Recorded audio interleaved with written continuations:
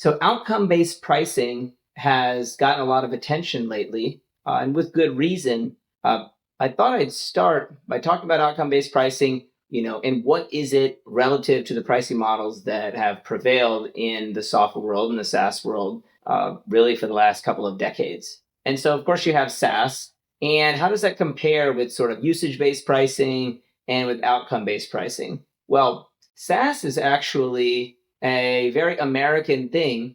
And what is that American thing that it equates to? SaaS equals the all-you-can-eat buffet. That is what SaaS is, because generally speaking, with many SaaS pricing models, it's say by per user, per seat per month. It's been very common. But within that, there aren't too many usage caps. You can use as much as you want, and there's a lot of positive there. How did that really evolve? Well, if you go back to a failed form of usage-based pricing about 20 years ago in the mobile world in the US, individual SMS messages cost money. And SMS adoption was much higher in the rest of the world than it was in the US. But in the US, hey, I didn't want to pay. I can't remember if it was a penny or if it was more than a penny, but I didn't want to pay the penny. And so people didn't send as many messages as they otherwise could have. So when you have usage-based pricing, sometimes that leads to resistance. Enter unlimited pricing, SMS, and then later iMessage usage, all that explodes.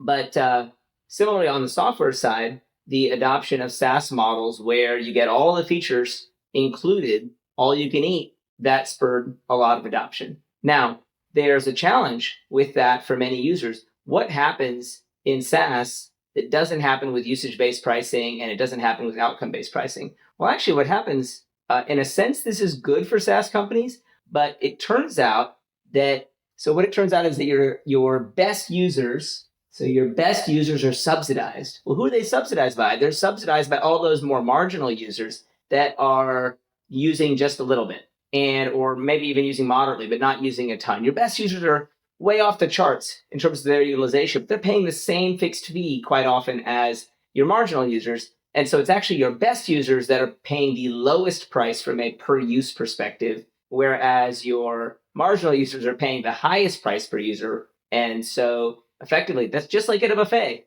The, eater that succeeds in demolishing, the multiple steaks or whatever at the Cracker Barrel and causes a riot, they are being subsidized by the people who eat relatively little. And so again, very American pricing model. It worked for a long time. So what's leading to some disruption of that? Well, one aspect is AI, because with AI, you have now for the first time a lot of costs that are coming in with model utilization, so that software companies can't necessarily stick with that pure flat fee model. They've got to charge for usage. And so that takes you to the first rung on this, which I would call micro usage based. So think, the way AWS and other services charge, whether for CPU time or GPU time, effectively that's what you're charging for, whatever you're charging for each little micro action or amount of data or things like that a user uses. So there's a next level, which gets, kind of down the spectrum a little further. In our world, we debated this frequently, at my last company at HiddenLevers, where we were generating a particular object, I'll call it, of high value to financial advisors. And that was a proposal. So they would generate a customized proposal that they would then share with their client.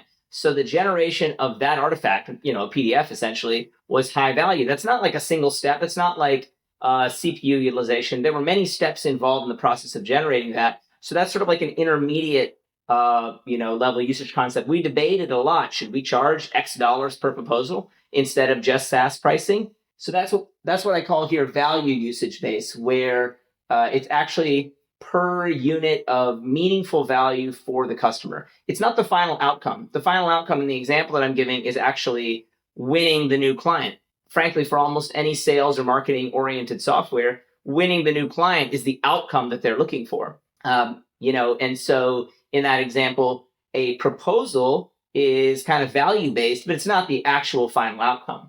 So that would be this middle tier. As you go further down the spectrum, so we continue with that same example, what is what I'm calling here micro outcome? Well, a micro outcome on the path of going from a prospect or in the sales process all the way to a new client, well, getting a lead. So leads, which are, a service or, something that many different companies sell or, say that they can help you get, everything from automation software like the Clays and the Apollos of the world over to various services that do it in a different way. Well, leads are the currency, and that's, a micro outcome if you actually get a booked meeting, or you get real qualified leads. Still, the final outcome is the sale. And so that's outcome based all the way down at the bottom. And these are rungs on the ladder.